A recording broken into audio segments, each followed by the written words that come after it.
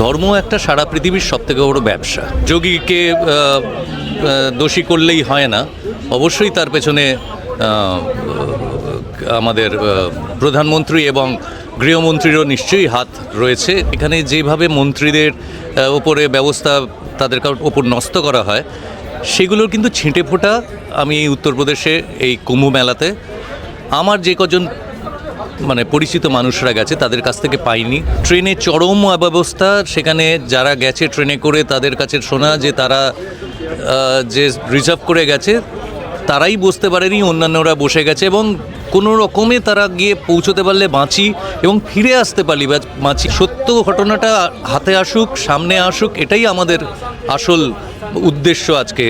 আজকে কেন ট্রাম্পের ওপর ভরসা করে আমাদের এই কথাগুলো বলা হচ্ছে যে তিনি এবার বলেছেন এবার এগোবেন, এতদিন কেন করা হয়নি? ট্রাম্প যদি বলে যে আজকে ভারতবর্ষের কোনো লোক আজকে নদীতে স্নান করতে পারবে না, তার কি পরের দিন থেকে দায়ী হবে? প্রয়াগরাজের ঘটনা আমরা শুনলাম, সেখানে যারা প্রিয়জন হারিয়েছেন তারা তাদের যে আর্তনাদ জানালেন। এই যে এত প্রচার করা হয়েছিল, সেই প্রচার কি স্বাদ? আদৌ যে আমরা দেখতে পাচ্ছি যে একটার পর একটা দুর্ঘটনা ঘটে চলেছে, অগ্নিকাণ্ডের ঘটনা, বহু মানুষ পদপিষ্ট হয়ে মারা গেলেন, তাহলে কোথাও গিয়ে কি এই ব্যবস্থার একটা গাফিলতি রয়ে গেছে? এটাকে গাফিলতি বলা হয় কিনা জানি না, এটাকে বলা হয় আমার ভাষায় বলা যায় অরাজকতা, চরম অব্যবস্থা। আমি আমার বাড়িতে যদি 10 জনের নেমন্তন্ন করার মতো, তাদেরকে আমি আপ্যায়ন করার মতো ব্যবস্থা থাকে, সেখানে আমি যদি 10,000 লোককে ডাকি, যা হওয়ার কথা ঠিক সেটাই হয়েছে। তারপরে আমি বলবো যে এটা একটা মেলা, মানুষের আবেগ, এবং সেই আবেগটাকে আরও বেশি করে তুলে ধরবার জন্য যা যা কিছু প্রসার করা হয়েছে কোটি কোটি টাকা খরচা করে, তার ছিঁটে ফোঁটা যদি সরকার, উত্তরপ্রদেশ সরকার বলা হোক কিংবা কেন্দ্রীয় সরকারের সহায়তায় যা যা কিছু হয়েছে, কারণ এখানে শুধুমাত্র যোগীকে দোষী করলেই হয় না, অবশ্যই তার পেছনে আমাদের প্রধানমন্ত্রী এবং গৃহমন্ত্রীরও নিশ্চয়ই হাত রয়েছে বলতে এই ব্যবস্থার পেছনে নিশ্চয়ই হাত থাকাটাই স্বাভাবিক, নয়তো এত বড় মেলা করা সম্ভব নয়।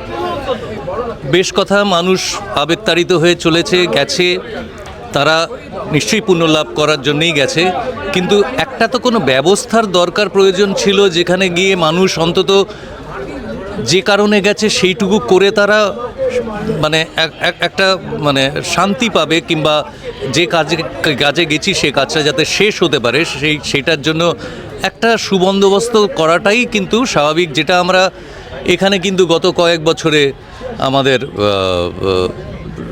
সাগরে দেখেছি বা অন্যান্য জায়গায় যা যা কিছু হয়, সেখানে যে ব্যবস্থা থাকে, সেখানে যেভাবে মন্ত্রীদের ওপরে ব্যবস্থা তাদের ওপর নষ্ট করা হয়, সেগুলোর কিন্তু ছিঁটে ফোঁটা আমি এই উত্তরপ্রদেশে এই কুম্ভ মেলাতে আমার যে কজন পরিচিত মানুষরা গেছে তাদের কাছ থেকে পাইনি।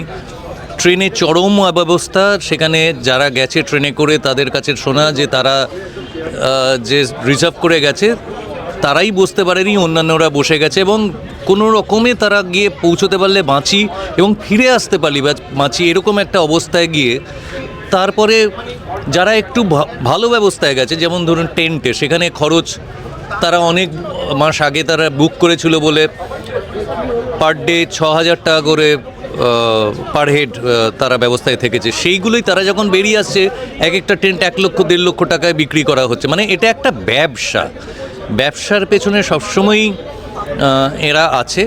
আমি বলছি না যে ব্যবসা করাটা কোনো রকম সেটা কোনো গর্হিত কাজ, নিশ্চয়ই হবে। ইউপি সরকার তো নাশকতার ছক দেখতে পাচ্ছিলেন এই যে ঘটনা, কোথায় তদন্ত কোথায়?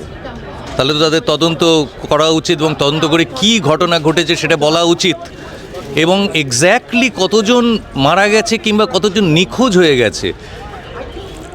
এই নিখোঁজ হওয়ার ঘটনা কিন্তু এর আগেও আমরা দেখেছি, সেটা দণ্ডকারণ্যে হোক, সেটা মরিচঝাঁপি হোক, কিন্তু সত্য কখনো চাপা থাকে না। আজকে না হোক, আজকে মিডিয়াগুলো ইউনিয়ন গভর্নমেন্টের হাতের মুঠোয় বলে তারা হয়তো সেই কথাগুলো বলছে না, আপনাদের মতো কেউ ছোটোখাটো বলছে, কিন্তু যারা ওখানে বসেও বলার চেষ্টা করেছিল তাদেরকে গ্রেফতার করে জেলে রাখা হয়েছে। এটা তো চরম অমানবিকতা। সত্য ঘটনাটা হাতে আসুক, সামনে আসুক, এটাই আমাদের আসল উদ্দেশ্য আজকে এই কাজ, আজকে প্রেস কনফারেন্স করার। এবং আপনারা শুনলেন যে যারা মারা গেছে তাদের যে কজনের আত্মীয় স্বজনকে আমরা হাজির করাতে পেরেছিলাম তাদের কাছে কি নিদারুণ ঘটনা। এবং একটা জিনিস মানতেই হবে যে ধর্ম, আমার মতে, আমার সঙ্গে অনেকের অমত হতে পারে, অমিল হতে পারে, মতের অমিল হতেই পারে, ধর্ম একটা সারা পৃথিবীর সবথেকে বড় ব্যবসা। সেটা যদি সুষ্ঠুভাবে করা হয়, মানুষকে যদি একটা সুবন্দোবস্তের মধ্যে করা হয়, তাহলে কিন্তু মানুষের কোনো রকম অভিযোগ থাকে না। এখানে তো অভিযোগের রাস্তাটা খুলে রাখা হচ্ছে এবং কোনো রকমভাবে কোনো মন্তব্য উত্তরপ্রদেশ সরকারেরও নেই, কেন্দ্রীয় সরকারেরও মাথা যারা তাদেরও নেই। এটা বড় অবাক করছে এবং খুব হতাশ লাগছে। একটা অন্য বিষয়ে প্রশ্ন করবো আপনাকে। মোদি আর ট্রাম্পের আজকে বৈঠক হয়, সে বৈঠকে বাংলাদেশের যে ইস্যু, বাংলাদেশের বিষয়ে যে কোনো সিদ্ধান্ত নেওয়ার দায়িত্ব পুরোপুরিভাবে প্রধানমন্ত্রীকে দেওয়া হয়, তিনিই নেবেন সব দায়িত্ব, এমনটাই বলেছেন ট্রাম্প। দেখুন, যুক্তরাষ্ট্রীয় কাঠামোতে এটাই স্বাভাবিক যে একটা দেশের কি হচ্ছে সেটা পড়োশী দেশের যিনি প্রধান তিনি যেটা ব্যবস্থা করবেন সেটাকে বাকি সমস্ত, বিশেষ করে আমাদের পড়োশী রাজ্য হিসেবে আমাদের মেনে চলবে। এবং আমাদের মুখ্যমন্ত্রী সে কথাটা প্রথম দিন থেকেই বলে আসছেন। কিন্তু আমরা দেখতে পাচ্ছি যে ঘটনাটা তো ঘটছে আজকে 5ই অগস্টের আগেও অন্তত 3 মাস ধরে। এই ইউনিয়ন গভর্নমেন্টে, কেন্দ্রীয় সরকারের তরফ থেকে কি ব্যবস্থা নেওয়া হয়েছে? 2-4 জন লোককে পাঠিয়ে শুধু দুটো মিটিং করাটাই তো আসল ব্যবস্থা নয়। তোমরা এটা করতে পারো না, বা কতখানিটা তোমরা করতে পারো, এই জায়গাটায় কতখানিটা কঠোর ব্যবস্থা নিয়েছেন। আজকে কেন ট্রাম্পের ওপর ভরসা করে আমাদের এই কথাগুলো বলা হচ্ছে যে তিনি এবার বলেছেন এবার এগোবেন, এতদিন কেন করা হয়নি? যদি হাসিনা সরকার, হাসিনা বাংলাদেশ থেকে পালিয়ে আসার পরে ভারতে এখনো পর্যন্ত রয়েছেন এবং তাকে ভারত সরকার তাকে সেই সহায়তা করছেন। ঠিক আছে, সবই সেগুলো খুব স্বাভাবিক, এর আগেও হয়েছে তাই। কিন্তু যে ব্যবস্থাগুলো নেবার প্রথম থেকে দরকার, সেই ব্যবস্থাগুলোর কতটুকু আমরা নিয়েছি? আজকে কেন এই কথাটা আপনাদের মাধ্যমে শুনতে হচ্ছে যে ট্রাম্প বলেছে? ট্রাম্প কি বলছে তার উপর ভারত সরকার নির্ভর করবে। ট্রাম্প যদি বলে যে আজকে ভারতবর্ষের কোনো লোক আজকে নদীতে স্নান করতে পারবে না, তার কি পরের দিন থেকে দায়ী হবে?